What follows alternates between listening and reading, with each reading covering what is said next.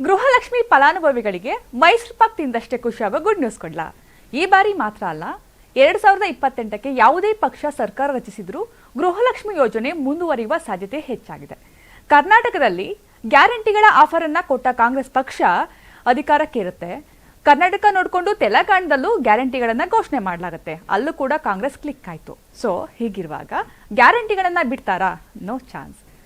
ತೆಲಂಗಾಣದಲ್ಲಿ ಮಹಾಲಕ್ಷ್ಮಿ ಯೋಜನೆಯಡಿ ಪ್ರತಿ ತಿಂಗಳು 2,500 ರೂಪಾಯಿ ಹಣ, 500 ರೂಪಾಯಿಗೆ ಸಿಲಿಂಡರ್, ಮತ್ತೆ ರಾಜ್ಯದಲ್ಲಿ ಶಕ್ತಿ ಯೋಜನೆ ಇರೋ ತರ ಹೆಣ್ಮಕ್ಳಿಗೆ ಅಲ್ಲೂ ಕೂಡ ಫ್ರೀ ಬಸ್ನ ಕೊಡಲಾಗ್ತಿದೆ.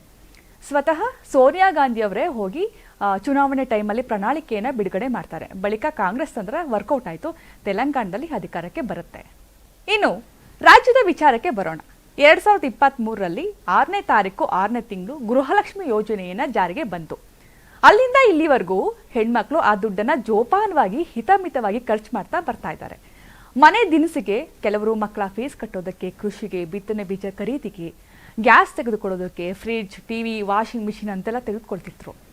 ಔಷಧಿ ತಗೊಳ್ಳೋದಕ್ಕೂ ಮತ್ತೆ ಹಬ್ಬ ಹರಿದಿನ ಅಂತ ಬಂದ್ರೆ ಹೊಸ ಬಟ್ಟೆ ಖರೀದಿ ಮಾಡೋದಕ್ಕೂ ಕೂಡ ಉಪಯೋಗಿಸ್ಕೊಳ್ತಾ ಇದ್ರು. ಒಟ್ನಲ್ಲಿ ಮಹಿಳೆಯರು ಗೃಹಲಕ್ಷ್ಮಿ ಯೋಜನೆ ಹಣವನ್ನ ಪಡೆದು ಖುಷಿಯಾಗಿದ್ದಾರೆ. ಆದ್ರೆ ಈಗ ಮೇ ತಿಂಗಳಿಂದ ಗೃಹಲಕ್ಷ್ಮಿ ಹಣ ಬಂದಿಲ್ಲ. ಇದಕ್ಕೆ ಪುಷ್ಟಿ ಕೊಡೋ ಹಾಗೆ ಪರಮೇಶ್ವರ್ ಅವರು ಉತ್ತರ ಕರ್ನಾಟಕದ ಜಿಲ್ಲೆಗೆ ಹೋಗಿದ್ದಾಗ ಒಂದು ಮಾತು ಹೇಳ್ತಾರೆ.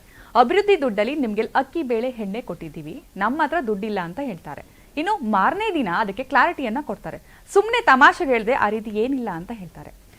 ಈ ಕಡೆ ಮಹಿಳೆಯರೆಲ್ಲ ಪ್ರಾಮಿಸ್ ಮಾಡಿ ವೋಟ್ ಹಾಕಿಸ್ಕೊಂಡಿದ್ರಿ, ಈಗ ಏನ್ ಮಾಡ್ತಿದ್ದೀರಿ ಅಂತ ಪ್ರಶ್ನೆನ ಮಾಡಕ್ ಶುರು ಮಾಡಿದ್ದಾರೆ. ಆದ್ರೆ ಗೃಹಲಕ್ಷ್ಮಿ ಬಗ್ಗೆ ಯಾರೊಬ್ರು ಕೂಡ ಇದುವರೆಗೆ ಸ್ಪಷ್ಟನೆಯನ್ನ ಕೊಟ್ಟಿಲ್ಲ. ಕೆಲ ದಿನಗಳ ಹಿಂದೆ ಲಕ್ಷ್ಮಿ ಹೆಬ್ಬಾಳ್ಕರ್ ಮಾತಾಡ್ತಾರೆ. ಕರೆಕ್ಟ್ ಆಗಿ 2 ವಾರದ ಹಿಂದೆ ಮಾತಾಡಿದ್ದಾರೆ ಅನ್ಸುತ್ತೆ. ಮುಂಚೆ ಎಲ್ಲ ಹಣಕಾಸು ಇಲಾಖೆಯಿಂದ ನೇರವಾಗಿ ಹಣ ಹೋಗ್ತಿತ್ತು, ಆದ್ರೀಗ ಸುತ್ತಿ ಬಳಸ್ಕೊಂಡು ಹೋಗ್ತಾ ಇದೆ. ಹಣಕಾಸು ಇಲಾಖೆಯಿಂದ ಜಿಲ್ಲಾ ಪಂಚಾಯಿತಿ, ತಾಲೂಕ್ ಪಂಚಾಯಿತಿ, ಗ್ರಾಮ ಪಂಚಾಯಿತಿ ಅಂತ ಸುತ್ತಾಡ್ಕೊಂಡು ಹೋಗ್ತಾ ಇದೆ. 1-2 ವಾರ ತಡ ಆಗ್ಬಹುದು ಅಂತ ಹೇಳಿದ್ರು ಅವರು. ಆದ್ರೆ ಅವ್ರು ಹೇಳಿ ಕರೆಕ್ಟಾಗಿ 2 ವಾರ ಆಗ್ತಾ ಇದೆ. ಆದ್ರೆ ಗೃಹಲಕ್ಷ್ಮಿ ಹಣ ಇನ್ನೂ ಕೂಡ ರಿಲೀಸ್ ಆಗಿಲ್ಲ. ಹಾಗಂತ ದುಡ್ಡು ಬರೋಲ್ಲ ಅಂತ ಏನಿಲ್ಲ, ಆದ್ರೆ ದುಡ್ಡು ಯಾವಾಗ ಬರುತ್ತೆ ಅಂತನೂ ಕೂಡ ಗೊತ್ತಿಲ್ಲ. ಇನ್ನು ಗೃಹಲಕ್ಷ್ಮಿ ಕ್ರೇಜ್ ಯಾವ ಮಟ್ಟಕ್ಕೆ ಇದೆ ಅಂದ್ರೆ, ಪ್ರತಿ ತಿಂಗಳು 20ರಿಂದ 30 ಸಾವಿರ ಹೊಸ ಫಲಾನುಭವಿಗಳು ಸೇರಿಕೊಳ್ತಾ ಇದ್ದಾರೆ. ಸದ್ಯ 1,25,00,000ಕ್ಕೂ ಹೆಚ್ಚು ಗೃಹಲಕ್ಷ್ಮಿ ಫಲಾನುಭವಿಗಳು ಇದ್ದಾರೆ. ಮಹಿಳೆಯರಿಗಾಗಿ ಇರುವ ಸರ್ಕಾರದ ಹಲವು ಯೋಜನೆಗಳಲ್ಲಿ ಪರಿಷ್ಕರಣೆ ಮಾಡಲಾಗುತ್ತೆ ಅಂತ ಹೇಳಲಾಗ್ತಿತ್ತು. ಆದ್ರೆ ಯಾವುದೇ ಕಾರಣಕ್ಕೂ ಗೃಹಲಕ್ಷ್ಮಿ ಫಲಾನುಭವಿಗಳ ಪಟ್ಟಿಯಲ್ಲಿ ಬದಲಾವಣೆ ಆಗೋಕೆ ಸಾಧ್ಯವೇ ಇಲ್ಲ ಅಂತ ಲಕ್ಷ್ಮಿ ಹೆಬ್ಬಾಳ್ಕರ್ ಅವರು ಕ್ಲಾರಿಟಿಯನ್ನ ಕೊಟ್ಟಿದ್ದಾರೆ. ಮತ್ತೊಂದು ಪ್ರಮುಖ ವಿಷಯ ಅಂದ್ರೆ, ಗೃಹಲಕ್ಷ್ಮಿ ಯೋಜನೆಯ ಆರಂಭದ ದಿನಗಳಲ್ಲಿ ಸ್ವಲ್ಪ ಗೊಂದಲ ಆಗಿತ್ತು.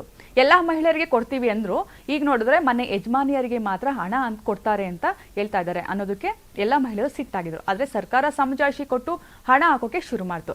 ಮೊದಲ ಕಂತಿನ ಹಣ ಹೋದ್ಮೇಲೆ ಮಹಿಳೆಯರ ಕೋಪವೆಲ್ಲ ಬಿಸಿಲಿಗೆ ಮಂಜುಗಡ್ಡೆ ಯಾಕೆ ಕರಗುತ್ತೋ ಹಾಗೆ ಕರಗೋಯ್ತು. ಈಗಲೂ ಕೂಡ ಅದೇ ರೀತಿ ಆಗುತ್ತೆ ಅನ್ಸುತ್ತೆ. ಬಾಕಿ ಹಣ ರಿಲೀಸ್ ಆದ್ಮೇಲೆ ಹೆಣ್ಮಕ್ಳ ಸಿಟ್ಟೆಲ್ಲ ಕರಗಿ ನಿರಾಳರಾಗ್ತಾರೆ ಅಂತ ಅನ್ಸುತ್ತೆ. ಹೇಗೋ ಆಗಸ್ಟ್ 16ರಲ್ಲಿ ವರಮಹಾಲಕ್ಷ್ಮಿ ಹಬ್ಬ ಇರುತ್ತೆ. ಆಗಸ್ಟ್ 27ಕ್ಕೆ ಗೌರಿ ಗಣೇಶ ಹಬ್ಬ ಬರುತ್ತೆ. ಈಗಲೇ ಕೊಟ್ರೆ ಖರ್ಚಾಗುತ್ತಲ್ವಾ. ಸೊ ಹಾಗಾಗಿ ಆಗಸ್ಟ್ಗೆ ಒಟ್ಟಾಗಿ ಬಂದ್ರೆ ಖುಷಿ ಅಲ್ವಾ. ಮೇ, ಜೂನ್, ಜುಲೈ 3 ತಿಂಗಳು ಸೇರಿ 6,000 ನಿಮ್ಮ ಅಕೌಂಟಿಗೆ ಬಂದ್ರೆ ಹಬ್ಬದ ಖರ್ಚಿಗೆ ದುಡ್ಡು ಆಗೋಯ್ತಲ್ವಾ. ಸೊ ಹೆಣ್ಮಕ್ಳು ವರಿ ಮಾಡ್ಕೋಬೇಡಿ, ಹ್ಯಾಪಿ ಆಗಿರಿ.